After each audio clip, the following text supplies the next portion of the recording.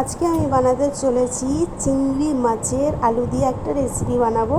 তো দেখো, আগে চিংড়ি মাছগুলো ভাজা হয়ে গেছে। তারপরে এবার আমি সেই তেলেতেই আমি আলুটা কষিয়ে নিয়েছি, কালো জিরে ফোড়ন দিয়ে টমেটো দিয়ে দিয়েছি। তারপরে আমি রসুন বাটা দিয়ে দিয়েছি। রসুন বাটাটা একটু ভাজা ভাজা হয়ে গেছে বলে তাই জন্য আবার পেঁয়াজ বাটাটা দিয়ে দিলাম। তারপরে এবার আমি দিয়ে দেবো আদা বাটা। আদা বাটাটা আমি একটু কষিয়ে নেবো। দিয়ে তারপরে আমি কী করেছি, আগে জিরে গুঁড়ো, ধনে গুঁড়ো, লঙ্কা গুঁড়ো, হলুদ গুঁড়োটা বাটিতে ভিজিয়ে রেখেছি, ওটাও দিয়ে দেবো। তো আমি একটা একটা করে ভাজছি, কেন একটু ভিডিওটা দেরি হচ্ছে।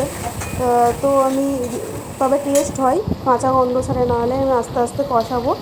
তো ভিডিওটা কালকের ছিল, ঠিক আছে। তো আমি ভিডিওটা এডিটিং করে দিয়েছিলাম, তো দেখলাম সঙ্গে সঙ্গে যখন ভিডিওটা আমি মানে এতে ফেসবুকেও দিলাম কিংবা ইউটিউবেতেও দিয়েছি, তখন দেখি কপিরাইট একটা দেখাচ্ছিলো। তাই জন্য ওটা আবার ডিলিট করে আমার নিজের ভয়েস দিলাম। তখন আমি গান দিয়ে ভিডিওটা ছেড়েছিলাম, তো ওই জন্য আমি ওটা ডিলিট করে আবার নতুন করে এডিটিং করে আমি আর কি ভিডিওটা আমি দিচ্ছি। তো ভিডিওটা যদি ভালো লাগে একটু কমেন্ট করো, কেননা আমি প্রথমে একবার এডিটিং করেছি, আমার ভুল হয়ে গেছে।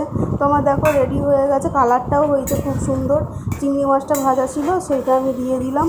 তো কি বলবো, সত্যি খুব সুন্দর খেতে হয়েছে চিংড়ি মাছটা। এরকম একটু ঝোল ঝোল করেই করেছিলাম, মানে কি বলবো, এই একটা তরকারি দিয়েই ভাত খাওয়া হয়ে গেছে।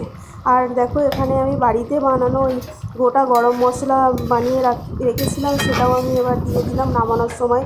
তো আমার রেডি হয়ে গেছে, এবার আমি নামিয়ে নেবো। তো বন্ধুরা, একটা কথা কি, তোমরা একটু এরকমভাবে ট্রাই করতে পারো। আর কারা কারা এরকমভাবে করো আমাকে একটু কমেন্ট করে বলো।